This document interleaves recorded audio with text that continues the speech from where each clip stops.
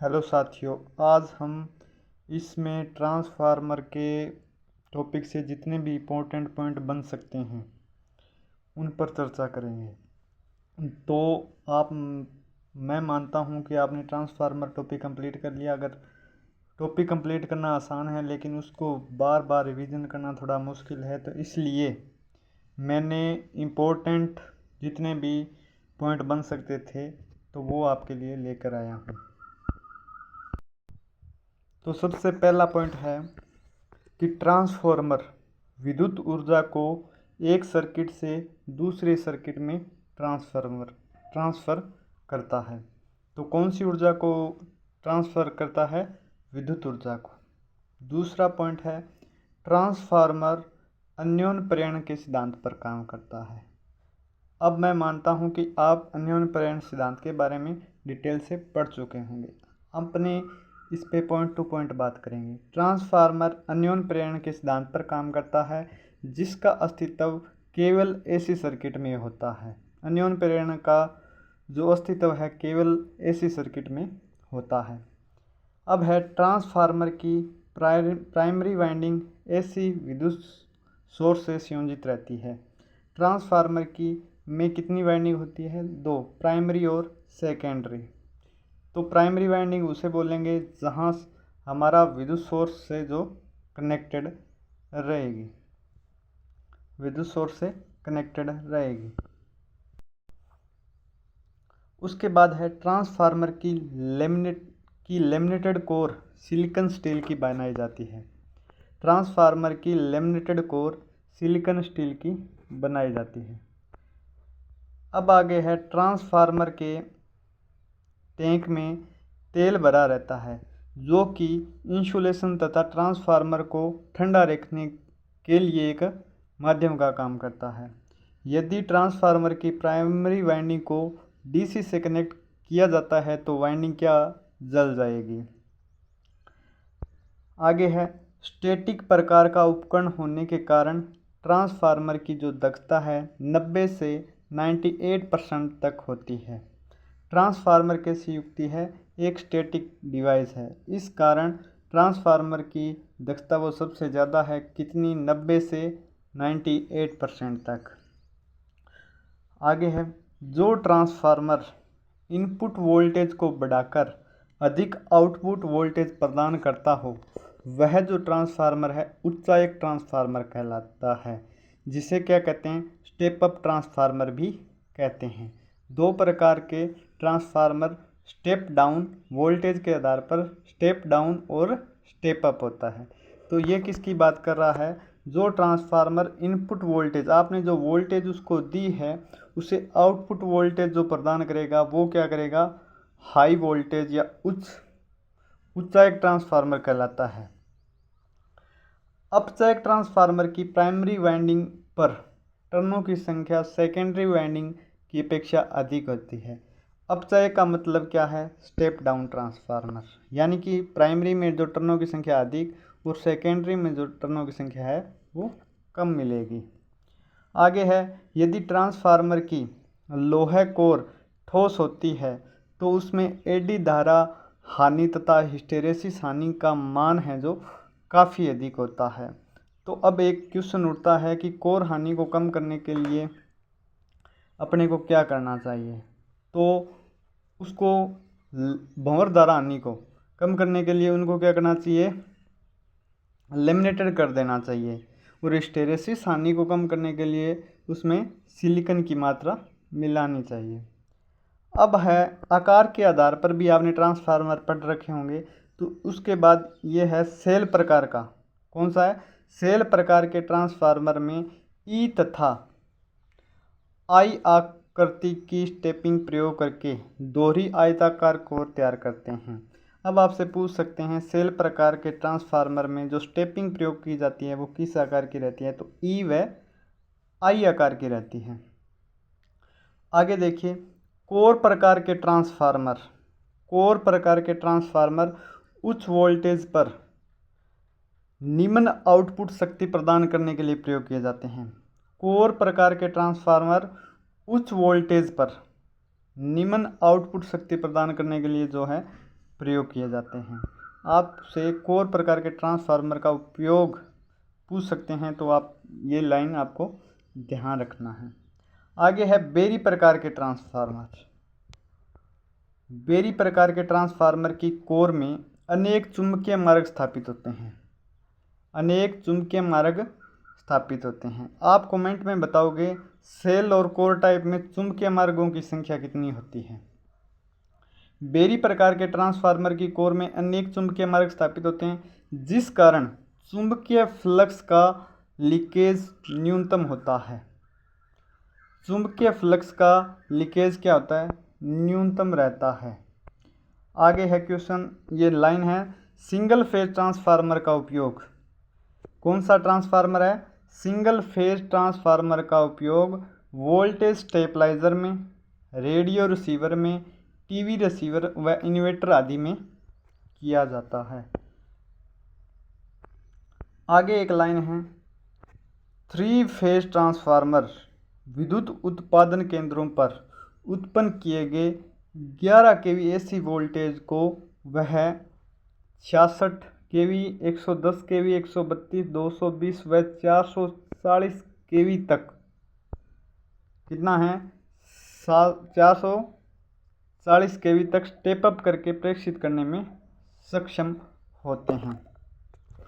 आगे की जो लाइन है, प्राकृतिक रूप से शीतलन उन ट्रांसफार्मरों में होता है जिनकी कोर का क्षेत्रफल अधिक हो, यानी कि जो नेचुरल रूप से कूलिंग जो प्रदान की जाती है वो उसी ट्रांसफार्मर में की जाएगी जिसका कोर यानी कि कोर का जो एरिया होगा वो अधिक होगा। आगे है ऑयल ब्लास्ट शीतलन विधि। कौन सी है, ऑयल ब्लास्ट शीतलन विधि में ट्रांसफार्मर टैंक के साथ एक रेडिएटर टैंक भी जुड़ा रहता है। ये आ गई उसकी स्ट्रक्चर से एक लाइन। ऑटो ट्रांसफार्मर में केवल एक ही वाइंडिंग होती है।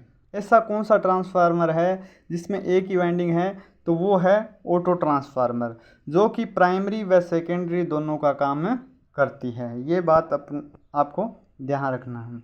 यदि ऑटो ट्रांसफार्मर में से 8 से 10 टैपिंग निकाल दी जाए, यदि ऑटो ट्रांसफार्मर में से 8 से 10 टैपिंग निकाल दी जाए तो उसका उपयोग विभिन्न वोल्टता की ऐसी सप्लाई प्रदान करने वाले उपकरण के रूप में किया जा सकता है। यह है ऑटो ट्रांसफार्मर की बात। आगे है करंट ट्रांसफार्मर। करंट ट्रांसफार्मर एक वोल्टेज स्टेप अप तथा धारा अपचय प्रकार का ट्रांसफार्मर है। तो आपसे पूछा जा सकता है जो करंट ट्रांसफार्मर होता है वो वोल्टेज को तो क्या करता है, स्टेप अप करता है, और करंट को क्या करता है, स्टेप डाउन करता है। ठीक है, उसके आगे बात आती है पोटेंशियल ट्रांसफार्मर। ये रिवीजन चल रहा है, रिवीजन लाइन टू लाइन आपको करना पड़ेगा। इसी क्लास को 2 बार देख सकते हो। पोटेंशियल ट्रांसफार्मर की सेकेंडरी वाइंडिंग में मोटे तार के केवल एक या 2 लपेटे या टर्न होते हैं। कौन सी ट्रांसफार्मर की बात हो रही है, पोटेंशियल ट्रांसफार्मर। पोटेंशियल ट्रांसफार्मर में ये भी पूछा जा सकता है कि ये वोल्टेज को स्टेप डाउन करता है या स्टेप अप करता है, तो इसके बारे में भी आप कमेंट में बता सकते हैं। आगे है पावर ट्रांसफार्मर। कौन सा ट्रांसफार्मर, पावर ट्रांसफार्मर की प्राइमरी वाइंडिंग स्टार संयोजन में तथा सेकेंडरी वाइंडिंग है वो डेल्टा संयोजन में कनेक्ट होती है। कौन से ट्रांसफार्मर की बात हो रही है, पावर ट्रांसफार्मर। ये आपको तभी आएगा जब आपने ट्रांसफार्मर का क्लासिफिकेशन वर्गीकरण पढ़ रखा है। उसके बाद आता है डिस्ट्रीब्यूशन ट्रांसफार्मर। डिस्ट्रीब्यूशन ट्रांसफार्मर द्वारा 3 फेज सप्लाई के साथ साथ सिंगल फेज सप्लाई भी प्राप्त की जा सकती है। डिस्ट्रीब्यूशन ट्रांसफार्मर में सिंगल फेज सप्लाई भी प्राप्त की जा सकती है। ट्रांसफार्मर के टैंक में भरे तेल में नमी के प्रवेश को रोकने के लिए किसका प्रयोग करते हैं, ब्रीदर का। ट्रांसफार्मर के टैंक में भरे तेल में नमी के प्रवेश को रोकने के लिए किसका प्रयोग किया जाता है, तो ब्रीदर का प्रयोग किया जाता है। अब बात आती है बुकोल्ज रिले की। कौन सी रिले की, बुकोल्ज रिले की। तो अब बात आती है बुकोल्ज रिले की। बुकोल्ज रिले ट्रांसफार्मर में आंतरिक दोष उत्पन्न हो जाने पर एक अलार्म बजाकर आपको सचेत करती है। तो आपसे ये भी पूछा जा सकता है आंतरिक दोष की जो सूचना कौन किससे मिलती है अपने को, बुकोल्ज रिले से मिलती है। उसके बाद आता है डिस्ट्रीब्यूशन ट्रांसफार्मर के कंजर्वेटर में उपस्थित तेल का स्तर दर्शाने के लिए उसमें एक ऑयल गेज लगाया जाता है। कौन से ट्रांसफार्मर में ऑयल गेज का प्रयोग किया जाता है? डिस्ट्रीब्यूशन ट्रांसफार्मर में। और किसकी तेल की का स्तर या लेवल अपने को पता चलता है? कंजर्वेटर में उपस्थित तेल के लेवल का पता चलता है ये ऑयल गेज के द्वारा। ट्रांसफार्मर के विद्युतरोधी ऑयल पर परावैद्युतिक सामर्थ्य, अम्लता, फ्लैश पॉइंट इत्यादि प्रकार के परीक्षण किए जाते हैं। ये ट्रांसफार्मर में होने वाले टेस्ट हैं। लेकिन आपसे पूछे कि इंसुलेशन ऑयल पर जो भी परीक्षण किए जाते हैं वो कौन कौन से? जैसे कि ट्रांसफार्मर का जो इंसुलेशन किससे प्रदान करते हैं? उसमें भरे तेल से। तो उसका टेस्ट में परावैद्युत सामर्थ्य टेस्ट, अम्लता, फ्लैश पॉइंट, ये इस प्रकार के टेस्ट हैं। अब बात आती है ट्रांसफार्मर में विद्युत वाहक बल किस सूत्र के द्वारा ज्ञात किया जाता है? तो विद्युत वाहक बल ट्रांसफार्मर में ज्ञात करने के लिए जो फॉर्मूला है 4.4 फाई एम एफ है। तो इसमें फाई एम का ध्यान रखना है। क्या फाई एम है? सीधा फाई न होकर के क्या है? फाई एम इसमें क्या हो गया? कोर में उत्पन्न कुल या मैक्सिमम चुंबकीय फ्लक्स है जो फाई एम को दर्शाता है। एफ क्या है? इसकी आवृत्ति। और एन क्या है? वाइंडिंग के लपेटों की संख्या, यानी कि कितने टर्न हैं। तो ये चीज़ इससे अपने ट्रांसफार्मर का विद्युत वाहक बल है जो ज्ञात कर सकते हैं। बहुत सारे पॉइंट हैं, ध्यान से देखते जाइए। किसी ट्रांसफार्मर के लिए सेकेंडरी वाइंडिंग की लपेट संख्या यानी कि टर्नों की संख्या तथा प्राइमरी वाइंडिंग की टर्नों का संख्या का अनुपात क्या कहलाता है? ट्रांसफॉर्मेशन अनुपात है जो कहलाता है।